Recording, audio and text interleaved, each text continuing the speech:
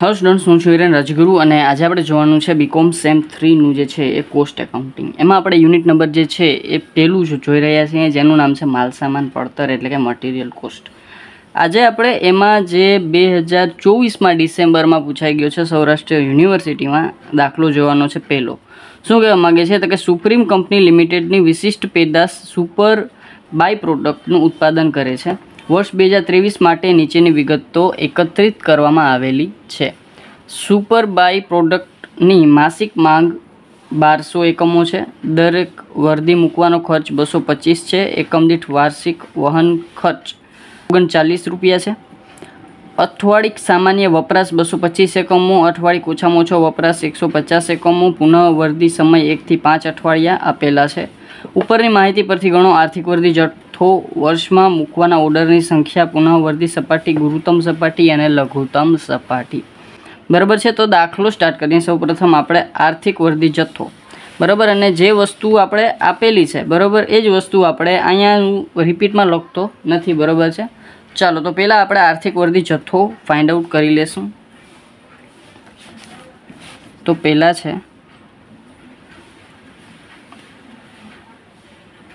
આર્થિક વર્દી જથ્થો, બરાબર। એનો ફોર્મ્યુલા થશે, ગુજરાતીમાં લખું છું, બરાબર છે, 2 2 વ પ એના છેદમાં ખ ક, બરાબર। આ બધું અંડર રૂટમાં જશે, બરાબર। અહીંયા હું મિનિંગ લખી નાખું છું। વ એટલે જે છે એ વાર્ષિક વપરાશ, બરાબર છે। પછી પ એટલે થશે ઓ જે છે એ ઓર્ડર મૂકવાનો ખર્ચ,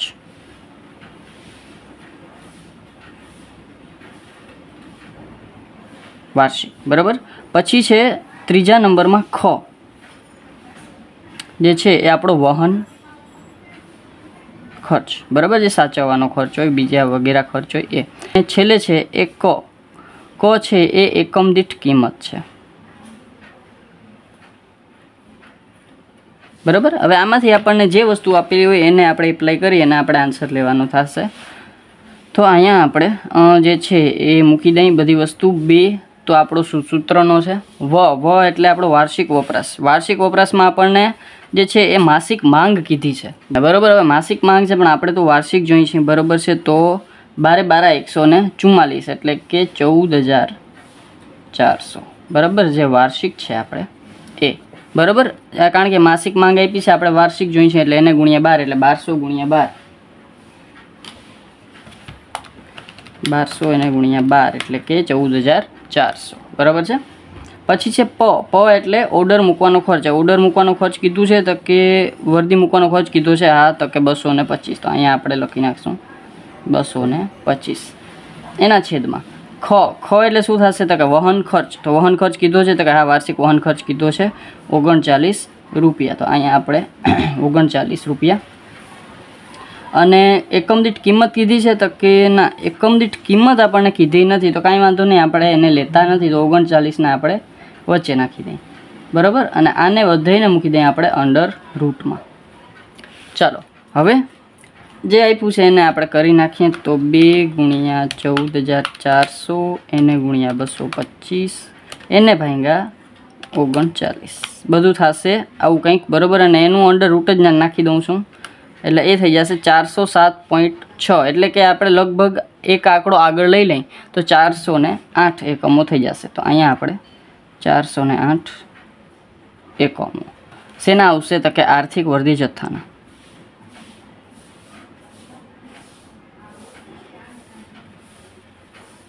બરાબર। ચાલો આ પહેલો આન્સર આવ્યો આપણી પાસે।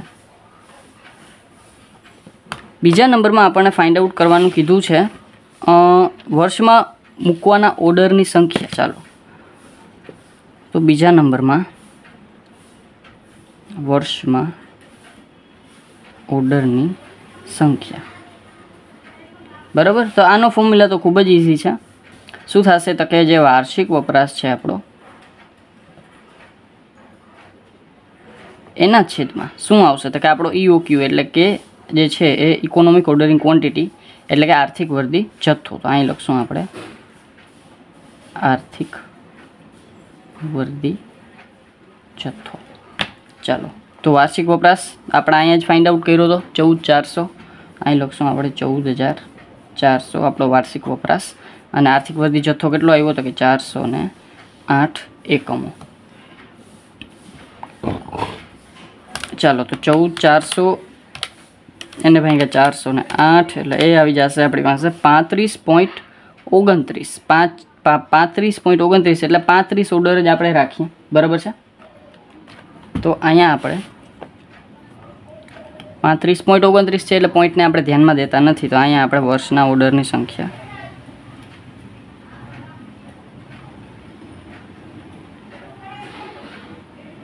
બરાબર 35, બરાબર છે. 35 વખત, બરાબર 35 વખત આપણે વર્ષમાં ઓર્ડર કરીએ છીએ.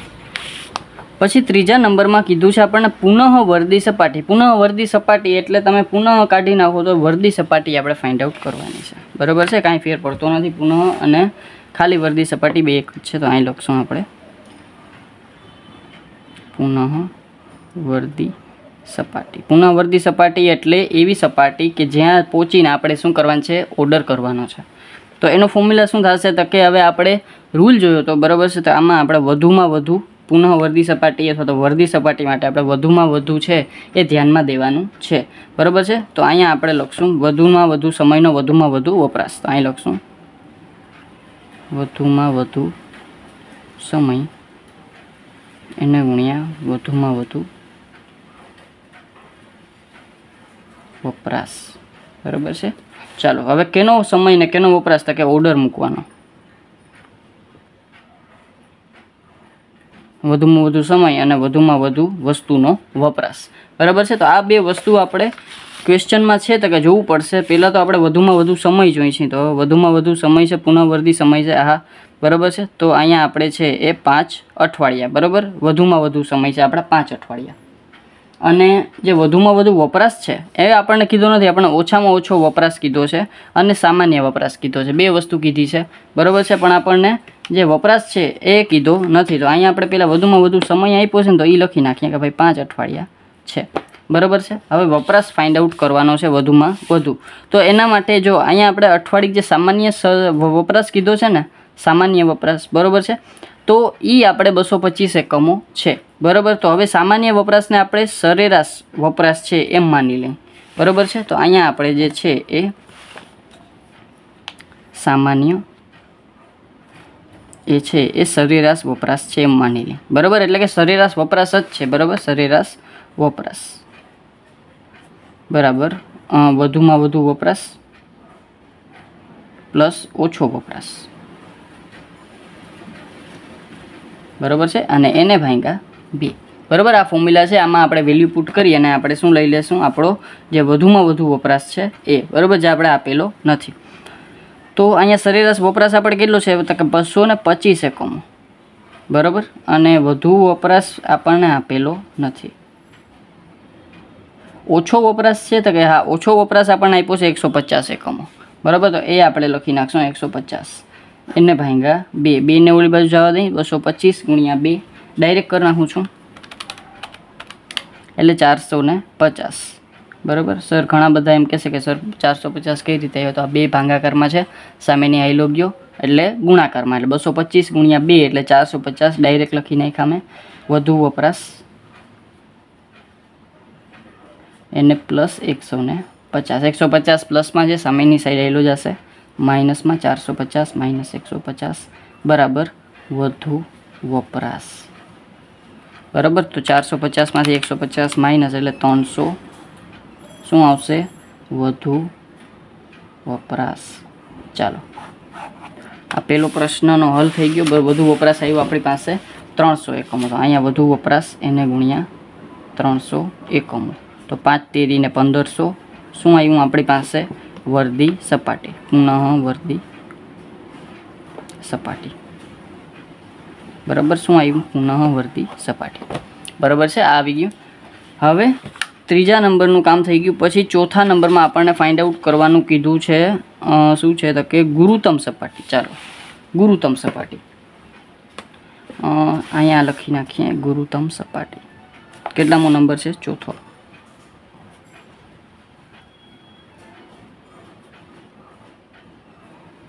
ચાલો, તો ગુરુત્તમ સપાટીનો ફોર્મ્યુલા પહેલાં તો આપણે આવડવું જોઈએ, બરાબર. તો એમાં શું આવશે? ગુરુત્તમ સપાટી બરાબર વર્ધી સપાટી, એમાંથી માઇનસ કરશું. શું કરશું? તો ગુરુત્તમ સપાટી છે, બરાબર છે, એટલે આપણે લઘુત્તમ લેશું, બરાબર. તો અહીંયા આવશે આપણે ઓછામાં ઓછો સમય એને ગુણ્યા ઓછામાં ઓછો વપરાશ, બરાબર. ઓછામાં ઓછો સમય એને ગુણ્યા ઓછામાં ઓછો વપરાશ પ્લસ શું આવશે? તો કે આર્થિક વર્દી જથ્થો, બરાબર છે. ચાલો, આ થઈ ગયો આપણો ફોર્મ્યુલા. પછી હવે આપણે આમાં ફોર્મ્યુલામાં વેલ્યુ પુટ કરી દઈએ. વર્દી સપાટી કેટલી છે? તો કે વર્દી સપાટી આપણી પાસે આવી હતી 1500. તો 1500 અહીંયા આપણે એકમો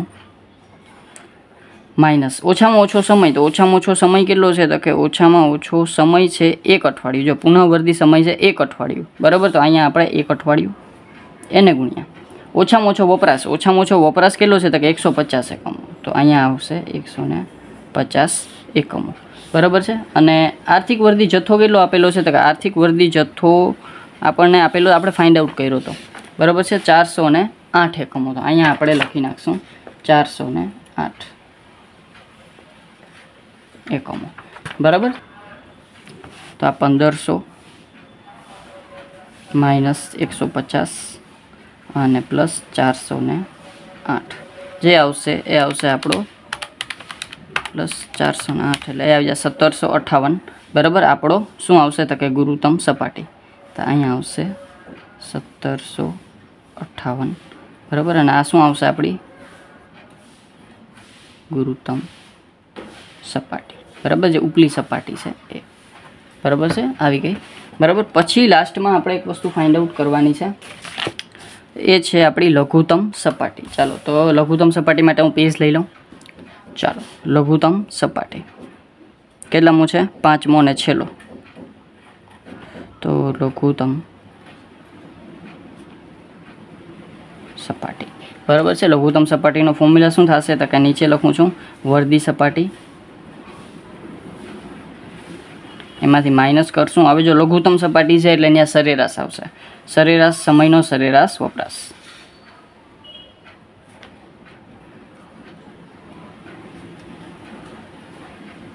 બરાબર છે. ચાલો, હવે વર્દી સપાટી તો આપણી પાસે આપેલી છે, બરાબર. કેટલી છે? તો કે 1500. તો એ તો લખી નાખશું આપણે. પછી સરેરાશ સમય આપ્યો છે, તો કે સરેરાશ સમય જે છે એ નથી આપ્યો. વર્દી સમય 1 થી 5 અઠવાડિયા આપ્યા છે, બરાબર છે. સરેરાશ સમય આપ્યો નથી, બરાબર છે. અને સરેરાશ વપરાશ આપ્યો છે, તો કે ઓછામાં ઓછો વપરાશ આપ્યો છે ને સામાન્ય એટલે કે સરેરાશ વપરાશ આપણને આપ્યો છે. તો સરેરાશ વપરાશ આપણે લખી નાખીએ 225 એકમો. પણ સરેરાશ સમય આપણને આપેલો નથી, તો સરેરાશ સમય આપણે ફાઇન્ડ આઉટ કરવો પડશે. તો અહીંયા આપણે લખશું સરેરાશ સમય બરાબર ઓછો સમય પ્લસ વધુ સમય એના છેદમાં 2. હું ટૂંકમાં લખું છું, બરાબર, ફટાફટ થઈ જાય, વધારે ડિટેલ લખતો નથી. ઓછો સમય આપણને આપ્યો છે 1 અઠવાડિયું અને વધુ સમય આપ્યો છે આપણને 5 અઠવાડિયા, બરાબર, 1 અને 5, અને એના છેદમાં 2 લખી નાખશું. એટલે 6/2 એટલે આ થઈ જશે 3 અઠવાડિયા, બરાબર. અને આ થઈ જશે સરેરાશ સમય, બરાબર છે. ચાલો, હવે અહીંયા આપણે સરેરાશ સમય આવ્યો તો 3 અઠવાડિયા. તો એને ગુણ્યા કરી નાખશું આપણે 1500 માઇનસ 225 ગુણ્યા 3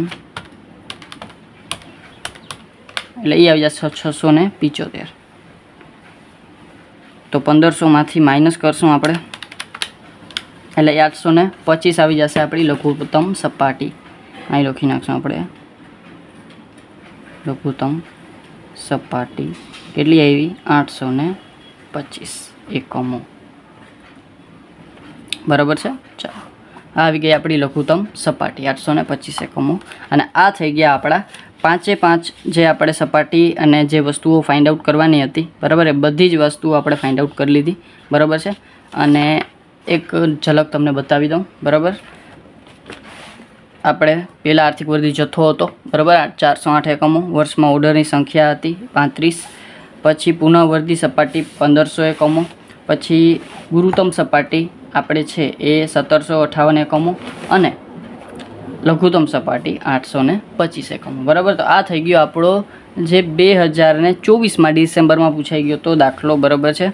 જે છતાં કાંઈ પણ જાતનો ડાઉટ રહી જાય તો મને કોમેન્ટમાં પૂછી લેજો, અને જો ડિસ્ક્રિપ્શનમાં તમને આખા ચેપ્ટરની લિંક મળી જશે, બરાબર. છતાં ક્યાંય ના સમજાય તો મને પૂછી શકો છો, અને જો વિડીયો ગમે તો તમને ખબર જ છે, લાઇક શેર સબસ્ક્રાઈબ જરૂરથી કરી નાખજો, જેથી કરીને આવતા વિડીયોઝ તમને સરળતાથી મળતા રહે.